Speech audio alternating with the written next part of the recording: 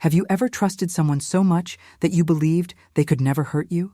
And suddenly, the same man who claimed to love you became the biggest reason for your pain? My name is Mary Ellen Carter. I have 61 years old, and today I'm going to open my heart like never before.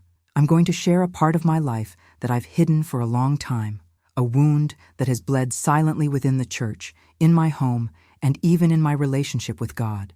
What you're about to discover may surprise you, and perhaps even resemble something you've experienced yourself. For decades, I was seen as the exemplary wife, the one who always smiled at church, who served faithfully, who never let the weight she carried show.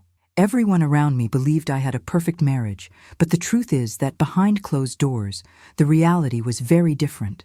I experienced the silence, fear, and shame of betrayal that escalated into physical violence.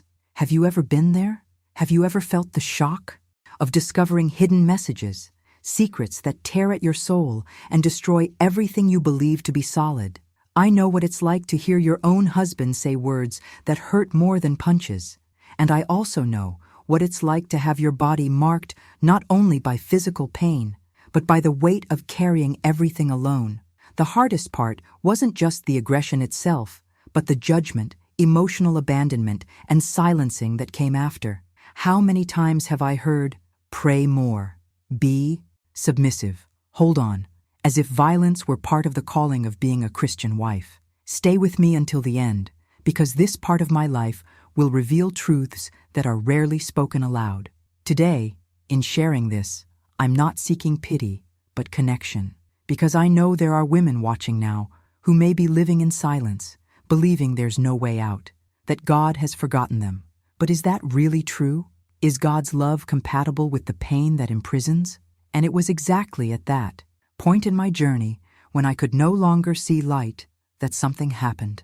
Behind many smiles in church, my deepest pain hid.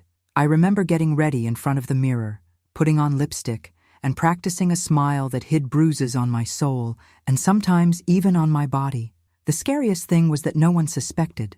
People praised me, telling me I was an exemplary woman of faith, and I responded with rehearsed phrases, as if I were an actress on a stage called Perfect Life. But deep inside, the hidden truth was cruel. I was trapped in a marriage marked by betrayal, violence, and silence.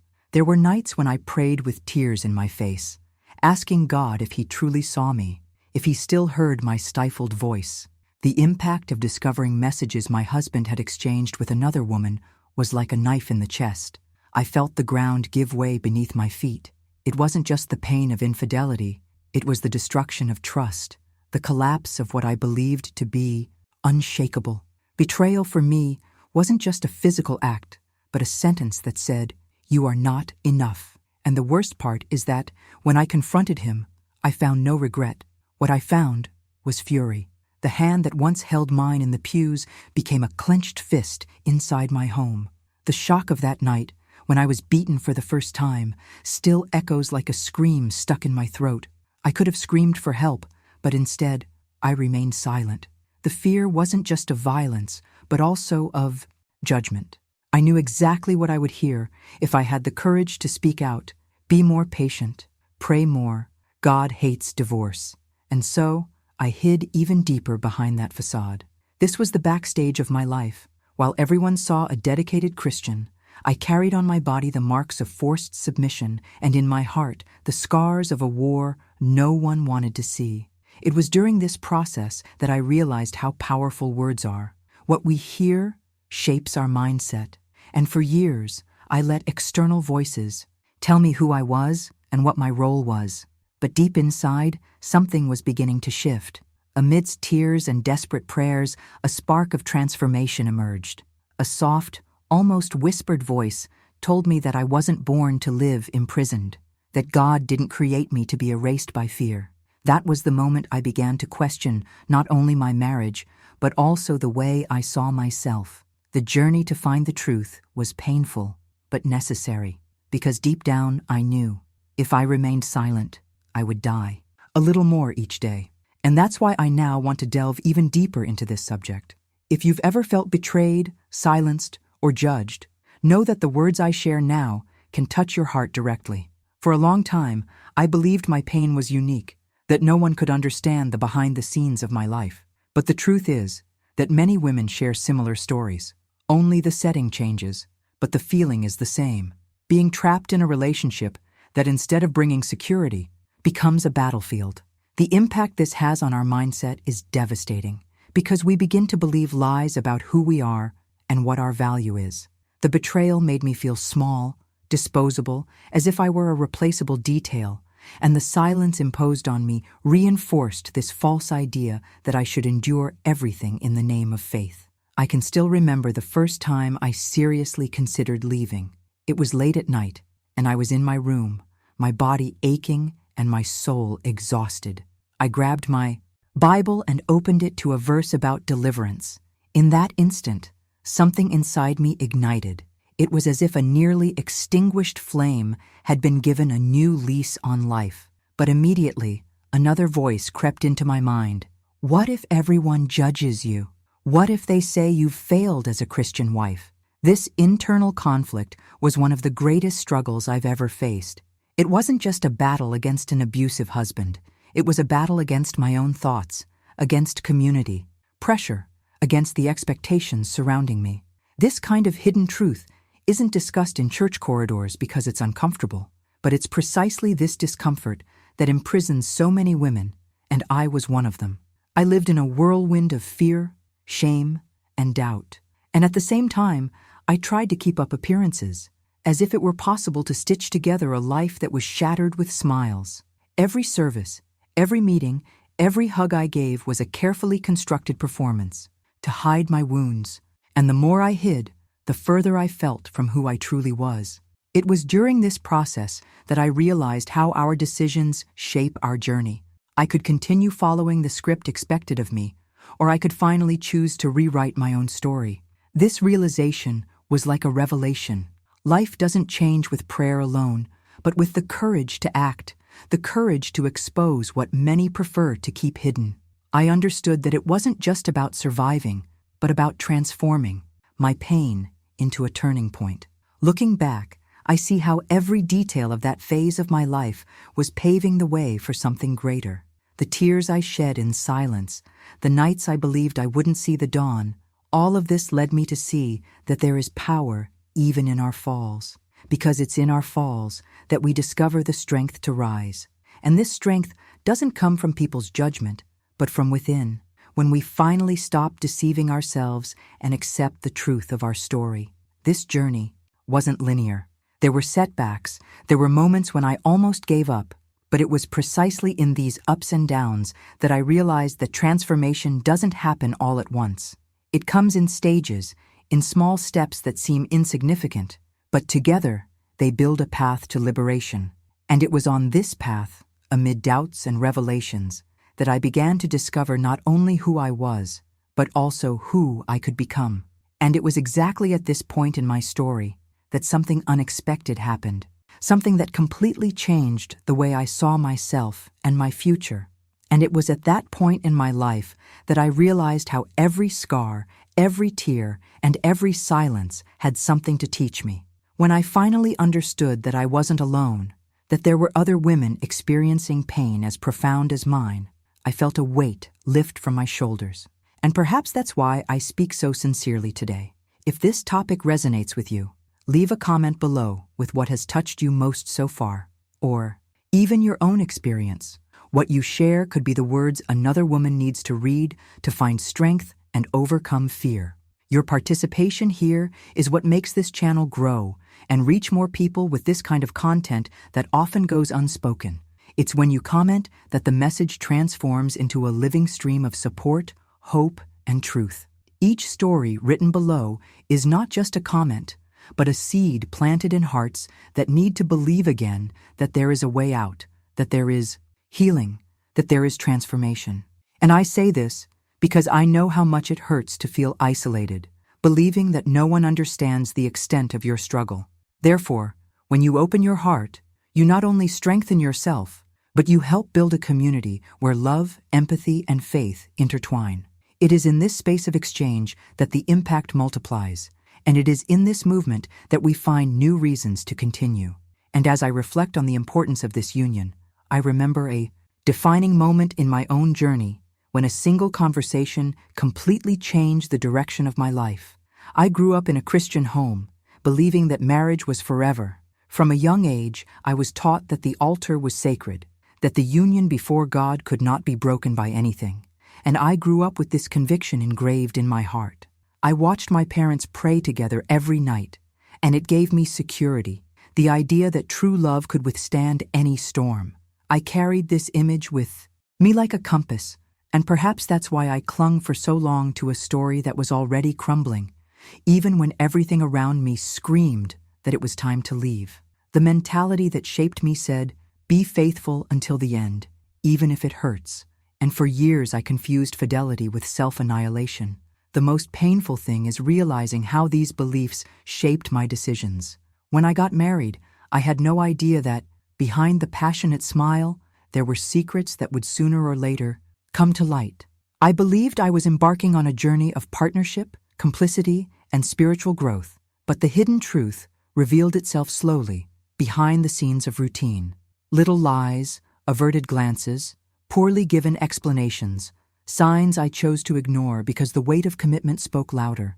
And with each choice to silence my suspicions, I created space for the pain to grow silently within me. It's curious how the mind creates justifications to keep us trapped in places of suffering. I told myself he was tired, that the delays were because of work, that the coldness was just a phase.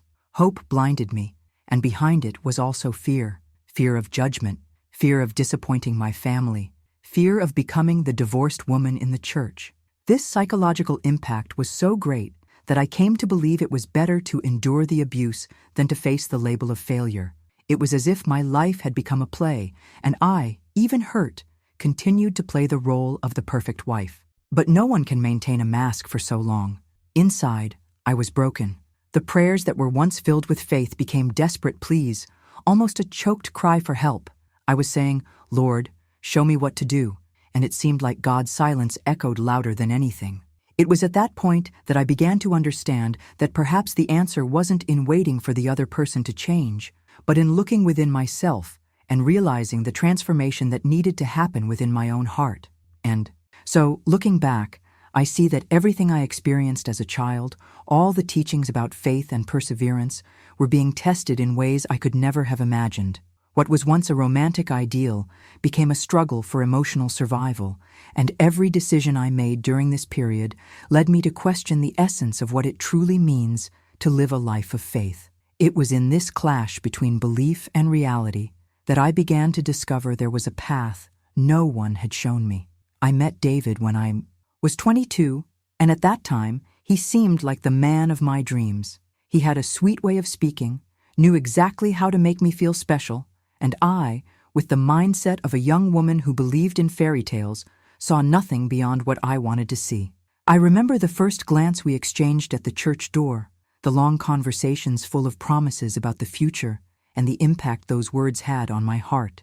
It was as if, finally, all the prayers of my youth had been answered.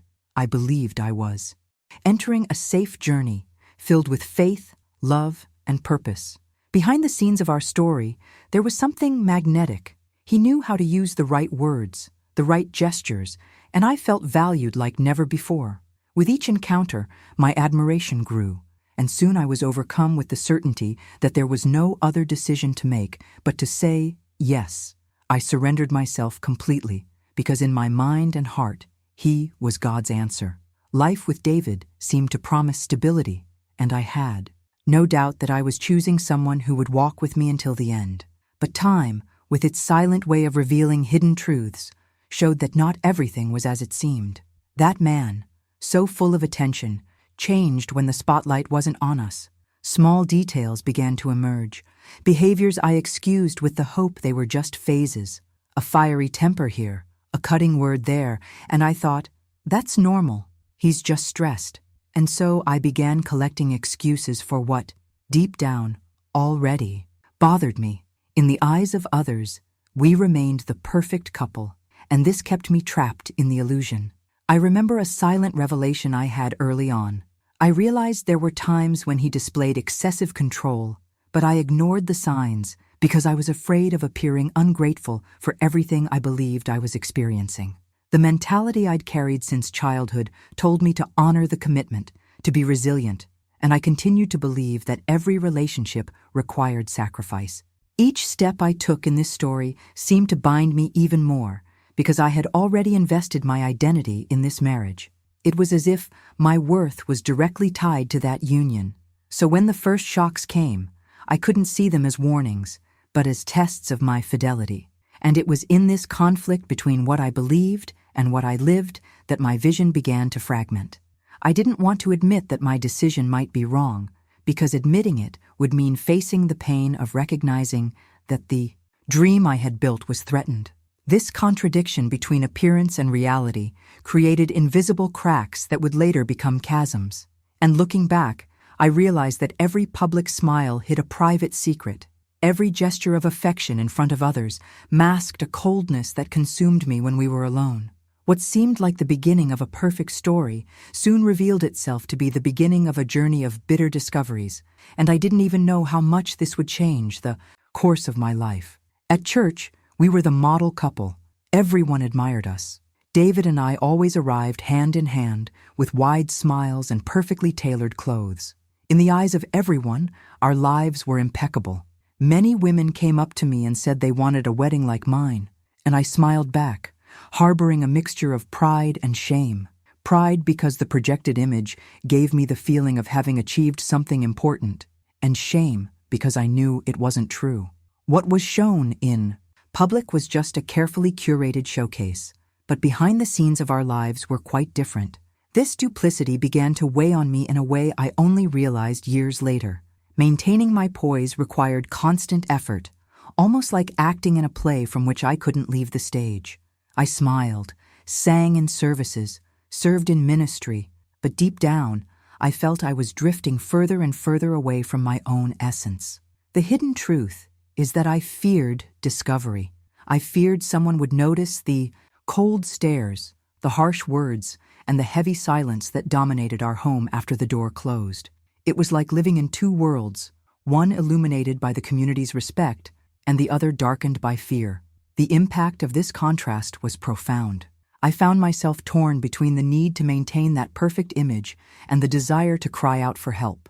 The mindset I'd carried since childhood wouldn't allow me to admit anything was wrong, so I made excuses, not only for others, but for myself. I told myself that every couple had crises, that failures were temporary, that it was my responsibility to endure. These decisions to remain silent and continue playing the expected role trapped me in an increasingly suffocating cycle. The strangest thing is how people's recognition became a prison. The more they praised me, the harder it was to admit I was living a lie. It was as if each word of admiration was a brick added to the wall separating me from freedom. I didn't want to disappoint anyone. I didn't want to lose that exemplary status, and so I ended up accepting crumbs of affection in exchange for maintaining a facade. There were times when I almost believed the character I'd created. Convincing myself was easier than dealing with the pain of facing reality. But with every forced gesture of affection in public, with every look of approval from the community, I felt a greater emptiness opening up inside. It was a paradox. The more admired I was, the more alone I felt. The feeling of living in constant contradiction consumed me, and the flame of faith that once sustained me seemed increasingly distant. This life of appearances later made me understand that there's a high price to pay for hiding the truth. And I paid that price with my peace, my self-esteem, and even my emotional health. It was as if all the praise was an echo drowning out my cry. And yet, I kept going. Because somehow, believing I could still sustain that illusion was less painful than accepting that I was facing a relationship that had already become a field of destruction. But life has a way of revealing what we insist on hiding, and the signs that something was falling apart became impossible to ignore. He started arriving late, but I told myself, it's just work. This was the most comfortable excuse for not facing the truth that deep down was already knocking on my heart's door. At first it was just minutes late, then it turned into hours. I set the table, let the food get cold, and as I glanced at the clock, tried to silence the uneasiness growing inside me. He arrived tired, often in a distant mood, and I clung to the idea that it was just the pressure of everyday life, that everything would pass.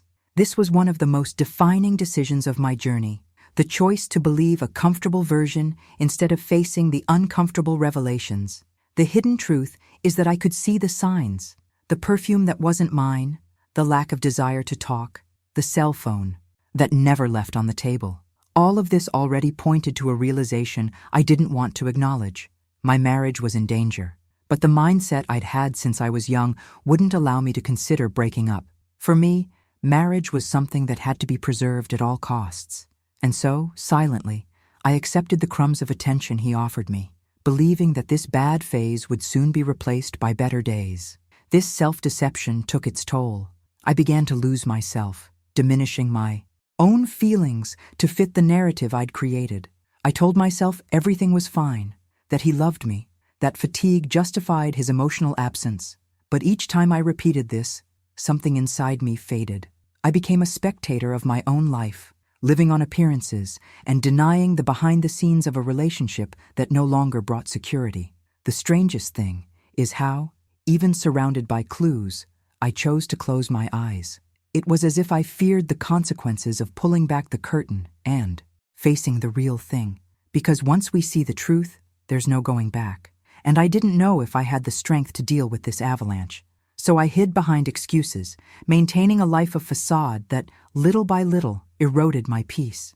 But, as always happens, reality can't be suppressed forever. Delays became absences, silences became walls, and what I insisted on calling a bad phase began to reveal itself more clearly. Until one day, I found out. The betrayal was no longer a suspicion, no longer a nagging thought I tried to silence within myself. It was real. The confirmation came like a punch that knocked the wind out of me, a shock that ripped through my entire body, leaving an indescribable void. It wasn't just the realization that he had another woman. It was the destruction of everything I believed to be solid and true. In seconds, all the years of trust, all the promises before God, all the gestures I had stored in my memory lost their luster and became fragments of a story that no longer felt like mine. The way I discovered it was almost banal, but it carried an unbearable weight. A forgotten detail, a poorly erased message, behavior too incoherent to ignore. The truth revealed itself simply, but the impact was devastating. I felt like I was watching a movie of my own life, only now I could see behind the scenes, and nothing was the same. The man I defended, who I believed was a reflection of the faith we shared, was showing himself in his rawest, most fragile, and most deceitful form. The shock of the confirmed betrayal was not only emotional, it was also spiritual. I remember closing my eyes and asking God why. Why me? Why after so many years of surrender, prayer, and dedication? I felt deceived not only by him, but by the very life I had built. It was as if my entire journey had been tainted by a hidden truth that had been there all along, hidden behind the curtains of appearances. The weight of it was crushing, and the most paradoxical thing is that at the same time that confirmation brought pain, it also brought clarity, because doubt, however cruel, still allowed me to believe. When the betrayal stopped being just a hunch and became tender, there was no longer any denying it. I was faced with a choice: pretend I didn't see it and continue playing the role of a faithful wife in a broken marriage, or face reality and allow the transformation to begin. This decision didn't happen immediately, but in that moment, the seed of a new mindset was already planted within me. Still, the pain left no room for rationality. I wept silently, trying to find explanation where there was only emptiness. Every shared memory now seemed tainted by lies. Every loving word felt like a rehearsed script to keep me blind.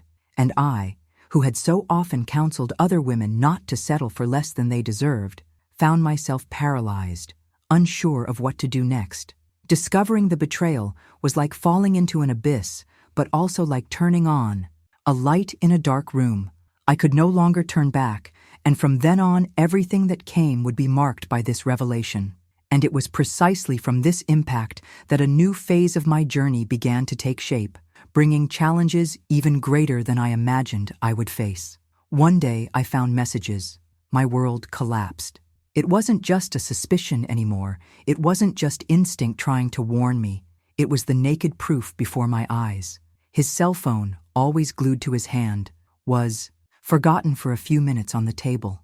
My heart raced, my hands trembled, and something inside me told me not to look. But I did. And in that moment, everything I believed about my marriage crumbled. Affectionate words, promises, declarations that were never meant for me were there, registered like knives stuck in my chest. I remember feeling the ground give way, the breathlessness of my lungs, the thought that perhaps I was dreaming. It was as if all the effort I had put into maintaining that facade had been cruelly thrown back at me. The hidden truth was no longer concealable. I was married to a man who no longer belonged to me. The impact of this revelation was devastating. It wasn't just the pain of betrayal, but the weight of realizing that all my sacrifice, all my patience, all my nights of prayer had been ignored. The mind, in moments like these, works strangely. Part of me wanted to explode, scream, confront. Another part wanted to erase what I'd seen, pretend it wasn't real, return to the comfortable illusion. But there was no turning back. The messages were too explicit, charged with an intimacy that left no room for excuses. I felt as if I'd been hit by an invisible blow that had knocked the strength from my legs. Behind the scenes that day, while he carried on as if nothing had happened, I was no longer the same. A woman can try to move on after small disappointments, but betrayal destroys something that can't be rebuilt the same way. It breaks trust, alters your mindset, makes you question not only the relationship, but your own worth. I looked in the mirror that night and didn't recognize the woman in my reflection. I saw only red eyes, a shattered soul, and a life that seemed to have lost its meaning. The betrayal wasn't just a breach of our marriage covenant. It was an internal breach. It was as if a wall had crumbled within me, revealing weaknesses I'd tried to hide even from myself. And with every word I read on that screen, I felt I was facing a journey completely different from the one I'd imagined when I said, "I do," at the altar. What was once admiration turned to revulsion. What was once a dream became a nightmare, and I knew that from then on, nothing would ever be the same. And it was precisely when I faced this painful revelation that I began to understand that the storm was still far from over. When I confronted him, he didn't apologize. He physically attacked me. To this day, I remember the feeling of summoning the courage to speak, believing that, at the very least, he would show remorse or try to justify himself. But no, what I saw before me was a cold, angry look, as if I had committed a crime by discovering the hidden truth he'd been hiding. I could barely finish the sentence, barely show him proof of his betrayal, when I felt the violence manifest itself in a brutal and unexpected way. It was a shock that paralyzed me, not only because of the pain of the blow itself, but because in that instant I realized that the man who once promised to protect me had become my greatest aggressor. The impact of that moment was something that has never left my memory. It's difficult to describe the mix of feelings: disbelief, fear, shame, and a loneliness that seemed to crush my chest. I wondered how I had gotten there, how the girl who believed in fairy tales and eternal marriages had become the woman who was beaten in silence at home. And the most painful thing is that even after the attack, he showed no remorse. On the contrary, he turned his back and left me lying there, as if nothing had happened. The silent message was clear. I had no voice, no value, no right to question. In the shadows of my mind, something began to shatter. Trust had already been broken by betrayal. But in that moment, it was my dignity that was being challenged. I felt like I had lost my footing, that my story was being written without me having control over its own pages. The mindset that had kept me trapped in commitment began to clash with the urgency of survival. It was as if God were silently asking me, "How long will you accept living like this?" This experience brought me a harsh revelation. The danger lay not only in the betrayed heart, but in the wounded body. I realized it was no longer a question of love or forgiveness, but of life. And yet, fear paralyzed me. Fear of judgment, fear of being disbelieved, fear of being alone. For days and nights, I relived every detail of that scene, trying to understand how someone who claimed to love me could become the embodiment of my pain. And it was from this assault that my journey took an irreversible turn. Because although I still tried to convince myself that I could endure, something inside me already knew that nothing would ever be the same again. I'll never forget me, lying on the floor, begging God to let me live. The room seemed to spin, pain throbbed in every part of my body, and it felt like life was slipping through my fingers. I couldn't understand how I had gotten to this point, how someone who had once looked me in the eye before the altar, promising love and protection, now reduced me to a woman begging for mercy in her own home. It was dawn, the house silent, but inside me a whirlwind screamed. I felt the weight of humiliation, the impact of violence, and a shame that seemed to crush me. In that instant, I understood the meaning of the word helplessness. I had no strength to stand, and my tears mingled. With the blood trickling from the corners of my mouth, my body ached, but what shattered me most was my soul. The mindset I'd carried, that marriage was forever, and that the wife should endure, clashed with the stark reality. My life was in danger, and it was there, lying on the cold floor, that a desperate prayer escaped my lips. Lord, don't let me die like this. It was the first time my prayer wasn't for the restoration of my marriage, but for my own survival. The silence in the house that night was deafening. I could hear only the sound of my labored breathing, my racing heart, and my confused thoughts trying to find a ray of hope. In the background of my mind, a film played, memories of childhood dreams, of the faith that had always guided me. And along with these images, the revelation that none of what I had built would make sense if I ceased to exist. It was a kind of painful but necessary awakening. Still, even after everything, a part of me tried to justify. I told myself he'd lost control, that perhaps it was just momentary anger, that he could change. This contradiction between reason and emotion left me paralyzed, as if I were trapped in a web of confusing decisions. But the hidden truth was already staring me in the face. This man was no longer a companion, but a threat. The transformation that began that night wasn't immediate. It was born like a seed, small and fragile, but full of life. And that seed was planted there, in the ground where I begged God to let me live. It was in this painful scenario that I realized that if I remained silent, the next night might not hold a plea or a chance for a new beginning. That was the point where the journey stopped being about enduring and became about surviving. And while I still wasn't clear on all the steps I needed to take, I knew that night had marked a boundary that could no longer be ignored. He made me swear that if I told him, no one would believe me. Those words clung to my mind, like invisible chains that further imprisoned me. He wasn't just hurting me physically, he was also stealing my voice, my right to express the truth about what was happening. And I believed him.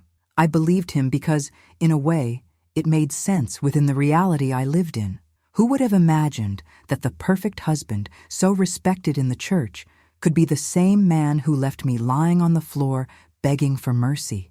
It was as if I were living in two parallel universes, one public, full of smiles and appearances, and another secret, dominated by fear and silence. This emotional blackmail became a powerful weapon. He knew I feared the community's judgment, that I harbored within me the rigid mindset that marriage was an unbreakable commitment. So he used this against me, repeating that no one would believe me, that I would be seen as a liar, or even worse, as a rebellious wife who didn't know how to hold on to her husband. And I, already fragile and torn, gave in to this narrative. It was a silence that weighed more heavily than any physical blow, because it isolated me and made me doubt my own perception. The hidden truth is that violence isn't limited to visible bruises. Psychological manipulation is as destructive as punches, perhaps even more so, because it shapes how you see yourself and influences your decisions. I looked in the mirror and saw a diminished, almost erased woman, incapable of fighting for her own dignity. The impact was profound. I began to believe I deserved what I was experiencing, that perhaps I wasn't as good a wife as I should have been. This distortion of reality eroded my faith in myself and even my faith in God.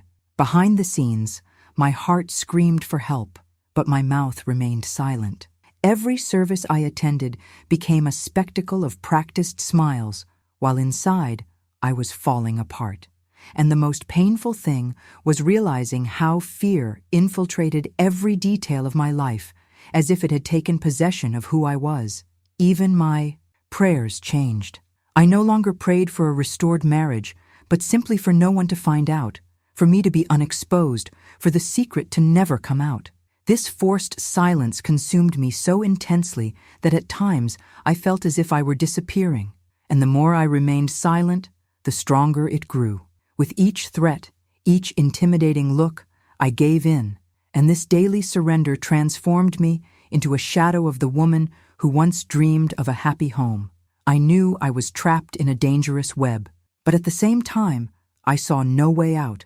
And it was in this abyss of doubt and fear that my journey began to show signs that something needed to change, even if I didn't yet know how. When I tried to seek help, many said, "Pray more, be submissive." These words still echo in my memory like invisible scars. I was already wounded, fragile, trying to find a safe space to reveal the hidden truth that was suffocating me. But I found only cold walls erected by judgments disguised as spiritual advice. This hit me even more painfully than the physical blows themselves, because I expected acceptance and received only veiled condemnation. The church, which was supposed to be a refuge, became a courtroom, and I, the defendant. I clearly remember the impact this experience had on my mindset. Until that moment, I still harbored the hope that someone would believe my pain, that someone would reach out without pointing fingers. But when I heard that the solution was simply to pray more, I realized my suffering was being invalidated. It was as if my wounds were seen only as a lack of faith, as if I were to blame for the violence I was suffering. And this weight became almost unbearable. Behind the scenes, disappointment grew like a silent poison. I wondered, did God really want me to live this way? Could the gospel I knew, of love and liberation, be reduced to keeping me trapped in a destructive marriage? These questions gnawed at me and revealed a contradiction I couldn't ignore. I was faced with a harsh truth. Often, the very community that preaches compassion is the same one that turns a blind eye to people's real pain. It was at this point that I realized that words can have as much power as actions. Being advised to endure in silence plunged me into an even deeper abyss of loneliness. I felt myself disappearing amidst the opinions of others, that my identity was dissolving under the pressure of being the wife who endures. And yet, there was a flame within me that refused to be extinguished. This flame told me that the true God does not delight in chains, but in liberation. The church's judgment showed me how dangerous it is to accept undiscerning advice. Instead of finding healing, I nearly lost my ability to believe in myself. It was in this context of misunderstanding and spiritual abandonment that I began to realize that my journey would require courage to walk unknown paths, even if it meant facing disapproving looks and closed doors. And it was precisely in this contrast between what I expected and what I experienced that a new understanding began to form within me, pointing to decisions that I could no longer postpone. I felt invisible, as if my pain didn't matter to anyone. It was like walking through a crowd and at the same time being completely alone. People saw me smiling, participating in activities, maintaining the posture they expected of me. But inside, I was screaming silently. This emptiness consumed me daily, and the weight of loneliness felt even greater because I carried within me the secret of a shattered marriage. There was no room to reveal the behind-the-scenes details of my life because the fear of judgment was stronger than the hope of acceptance. Deep loneliness has a devastating impact on the mind. I began to believe I was truly worthless, that perhaps my life was irrelevant. I spent hours reflecting on the decisions that had brought me to this point, wondering if I had done something wrong, if I was responsible for all that suffering. The guilt-ridden mentality was like a prison, keeping me bound by the invisible chains of silence. I prayed, and often heard only the echo of my own voice. It was as if God were distant, watching from afar, unresponsive. This spiritual silence further intensified the feeling of abandonment. There were nights when I lay down and simply wished I wouldn't wake up, not for lack of faith, but because life no longer had color. The routine was mechanical. The conversations were superficial, and I felt like a character acting on a stage I didn't choose. The backstage of my soul was in ruins, but no one could see. And, paradoxically, the more invisible I felt, the more I strove to present the world with a flawless image. It was as if apparent perfection were a desperate attempt to prove that there was still something valuable within me, even when I no longer believed it. Loneliness also made me realize a hidden truth. There are pains that only those who experience them understand. No matter how much I tried to explain, no matter how much I sought a friendly shoulder, there was always a wall of incomprehension.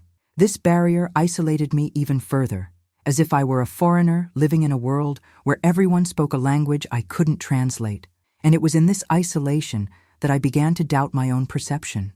Was I exaggerating? Was it all just a weakness on my part? These doubts gnawed at my mind like poison. But within this emptiness, a spark of resilience still hid. I couldn't explain where it came from, but even when all seemed lost, there was something inside me that insisted on remaining. Perhaps it was the memory of the girl of faith who believed in miracles.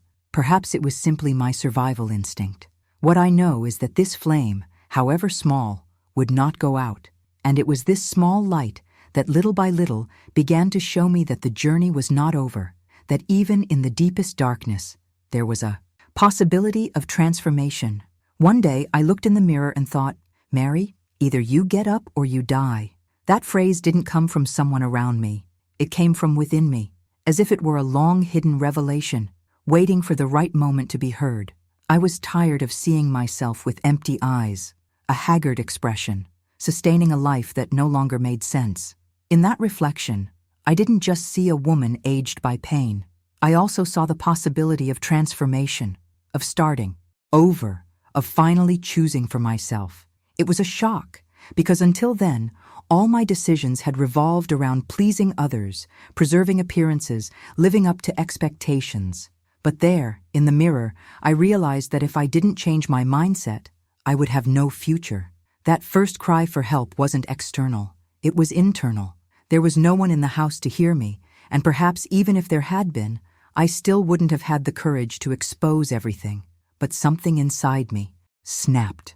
It was as if that profound loneliness had placed me in a dead end, and the only alternative was to make a radical decision. I didn't know exactly what to do, but I understood that I could no longer continue in the same way. The hidden truth I had been trying to deny for years was now laid bare. Either I got up, or I would be swallowed up by silence and pain. From that moment on, I began to see more clearly the behind the scenes of my own life. Everything I had previously justified now seemed unacceptable. The excuses I made for delays, aggression, and neglect no longer held up against the reality staring back at me. And that's when I realized something powerful. I didn't need to wait for someone to come and save me. I needed to allow myself to be saved. I needed to take the first step, even if it was small, even if I trembled with fear. The impact of this revelation was immense. For the first time in a long time, I felt a glimmer of hope. It was fragile, yes, but it was real. And somehow, that glimmer was enough for me to begin rebuilding my courage. The prayers that had previously been mere laments began to transform into more assertive conversations with God, into requests for direction and strength to act. It wasn't deliverance yet, but it was the beginning of the journey. I didn't know that moment in front of the mirror would mark the beginning of a new phase. But looking back now, I realized that it was there that the courage to break the invisible chains that held me captive was born.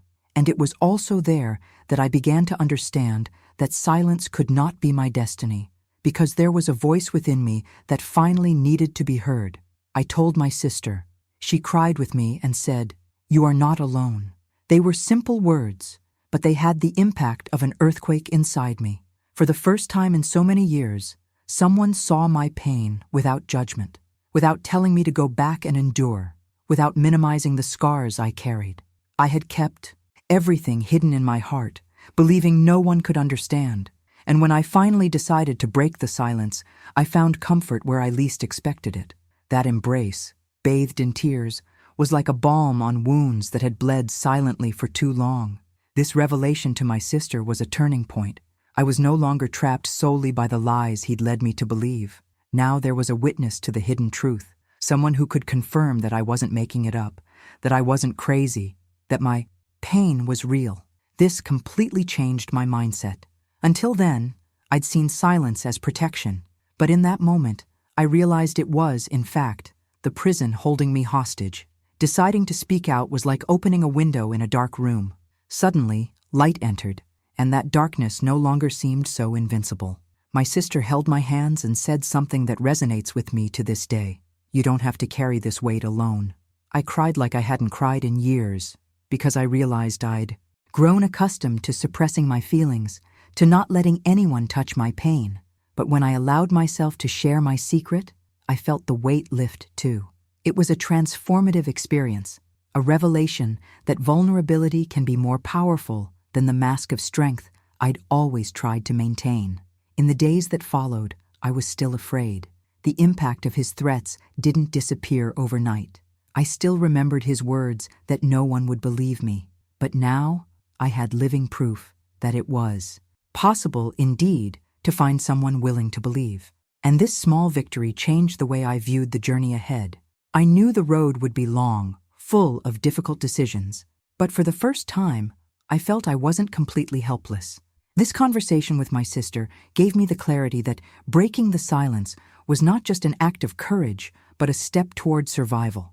It was there that I understood that every word spoken, every secret revealed, had the power to rescue me from a seemingly endless abyss.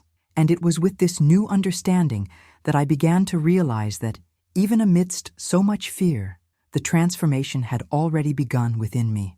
Signing those papers felt like a betrayal of my faith, but I understood that God didn't create me to live beaten.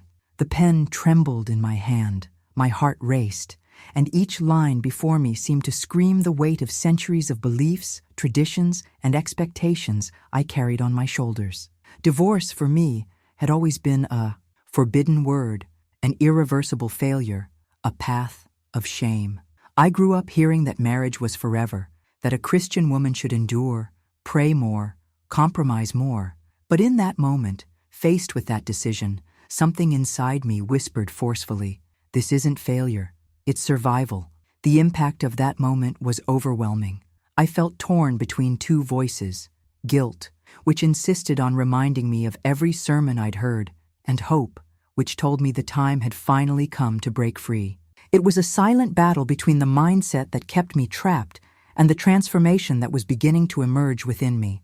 I knew that by signing those papers, I wasn't just breaking with a man, but breaking a cycle of violence, silencing, and false appearances. The hidden truth is that fear still haunted me. Fear of being judged, of losing friendships, of being seen as the sinner of the church. Fear of not knowing what to do on my own after so many years of living under control. But along with this fear was a revelation. I was still alive, and being alive meant I had the chance to write a new story, even if I wasn't yet clear on what that would be. Deep within my soul, I began to realize that true faith didn't ask me to die within a marriage, but to find life in the presence of God. Divorce, for me, wasn't just a legal decision. It was a spiritual act of liberation. I placed in God's hands not only the signed paperwork, but also every tear, every wound, every night of pain. It was an act of trust that He could transform what seemed like the end into a new beginning. Still, it wasn't easy. There were days when I cried without strength, when I almost regretted it, when the loneliness seemed unbearable. But each time I remembered the attacks, the threats, and the forced silence, I convinced myself there was no other way. The emotional impact was profound, but also revealing. I discovered that courage isn't the absence of fear, it's choosing to move forward despite it. And it was exactly this courage that sustained me in the first days after the separation, when I realized that the real battle was just beginning. It took years of therapy, prayer, and tears before I could trust myself again. The divorce wasn't the end, but the beginning of a journey full of twists and turns, doubts, and painful revelations. I thought that by signing those papers, I would be free, but I soon realized that true freedom didn't come simply from breaking up with him, but from facing the scars left inside me. Each appointment with the therapist was like opening a hidden drawer in my soul, full of memories I'd tried to forget. Tears flowed without asking permission, and I often felt exhausted just facing what I'd hidden, even from myself, for so long. Prayer was my foundation, even when it seemed God was silent. Behind the scenes of my journey, there were nights when all I could repeat was, "Lord, help me get up." And curiously, even without immediate answers, there always came a quiet, almost imperceptible strength that sustained me the next day. Therapy taught me to understand the patterns of manipulation, the lies I had believed about myself, and prayer reminded me that I was not alone in this journey. It was the combination of the two that kept me standing. The impact of the violence wasn't just physical. It was as if it had infiltrated my mindset, distorting the way I saw myself. I needed time to relearn my worth, and that being loved didn't mean being annulled. It was a slow process, made up of small victories. The first time I could sleep without nightmares, the first time I could look at myself in the mirror without feeling guilty, the first time I could truly smile. Each moment was like a breath of life, an internal transformation that gradually took hold. There were days when I wanted to give up. The pain seemed greater than the hope. I wondered if it would ever be possible to trust again, not just in others, but in myself. And that's when therapy brought a revelation that changed everything. It told me that confidence isn't born from the absence of failures, but from the decision to keep going even when you've fallen so many times. This phrase stuck with me as a reminder that I didn't need to wait until I was completely healed to live. I could live even in the midst of the process. Behind the scenes of my life, prayers also took on a different tone. They were no longer just requests for deliverance, but intimate conversations with God. I began to give thanks for the little things. For the morning I woke up peacefully, for my sister's hug, for a kind word that arrived unexpectedly. This practice of gratitude made me realize that healing isn't just about forgetting the pain, but about learning to see beyond it. It was as if each tear I shed was watering a new version of myself, more aware, stronger, more prepared to face life. The decisions I made during this process weren't easy. I lost people I believed, were friends, faced disapproving looks, and heard cruel comments. But each courageous step showed me that true faith isn't about clinging to what destroys, but choosing life, even if it means going against the current. And so, little by little, I began to realize that the Mary who saw herself as hopeless back then no longer existed. I was becoming a woman capable of raising her head, speaking the truth, and no longer hiding behind forced smiles. And that's why today, looking back, I understand that every tear, every prayer, and every therapy session weren't wasted, but seeds planted in what seemed like barren ground. And from those seeds began to grow a new story, a journey that was far from over, but already pointed toward paths I never imagined I'd take. I learned that Christ does not condone violence. He is a liberator. This was one of the biggest shocks of my journey, because for years I believed that enduring in silence was a demonstration of faith, when in reality, I was simply drowning in chains that did not come from God. It took time, tears, and a deep dive into Scripture to understand that Jesus never asked a woman to remain trapped in a life of pain. On the contrary, in every encounter he had with broken, rejected, or wounded people, he always offered acceptance, healing, and liberation. This revelation completely changed the way I viewed my spiritual journey. In the shadows of my mind, the struggle was still intense. Guilt tried to haunt me, like a shadow, whispering, "You failed, you couldn't handle it." But when I opened the Bible, I realized that Christ's message wasn't one of condemnation, but rather of restoration. The impact of this was so strong that I began to read familiar passages with new eyes. When he said he came so that we might have life in abundance, I realized that abundance cannot be combined with fear, beatings, and humiliation. This transformation in mindset was like a key that unlocked inner doors I'd kept locked for years.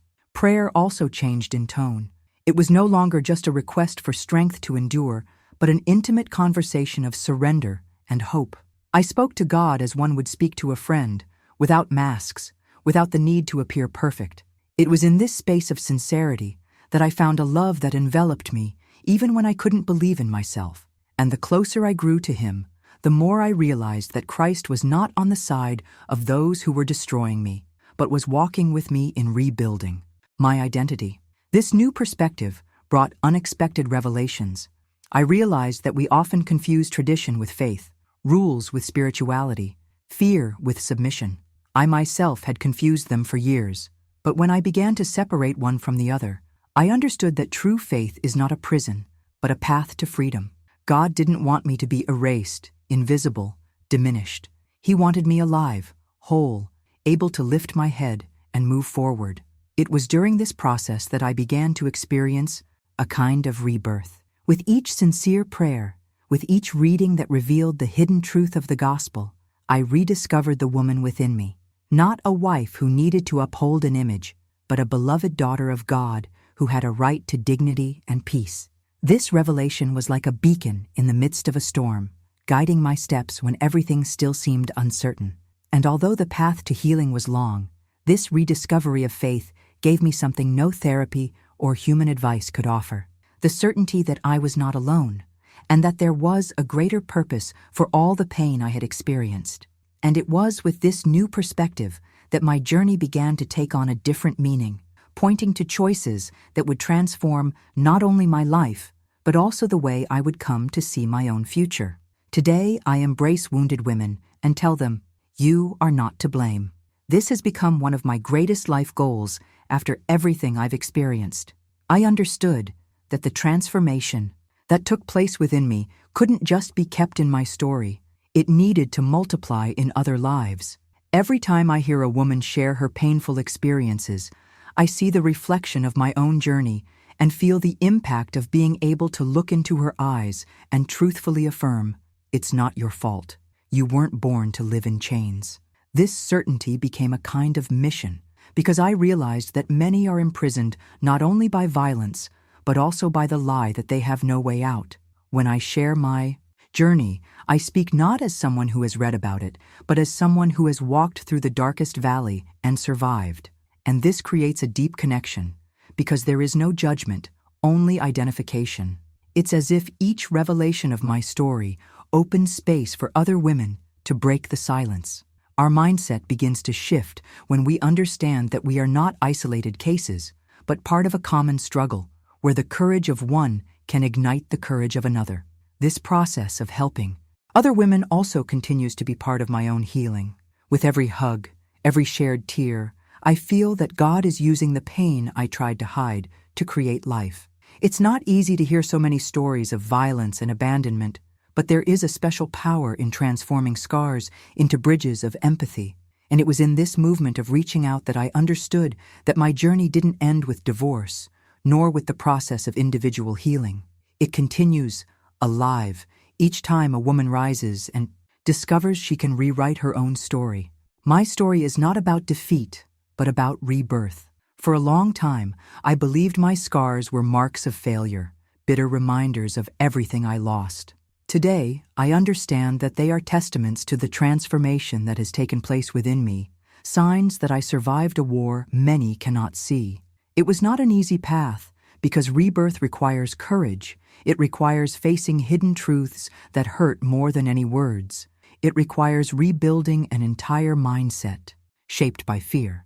But in this process, I discovered that each tear I shed also watered a new version of myself, more aware, stronger, more whole.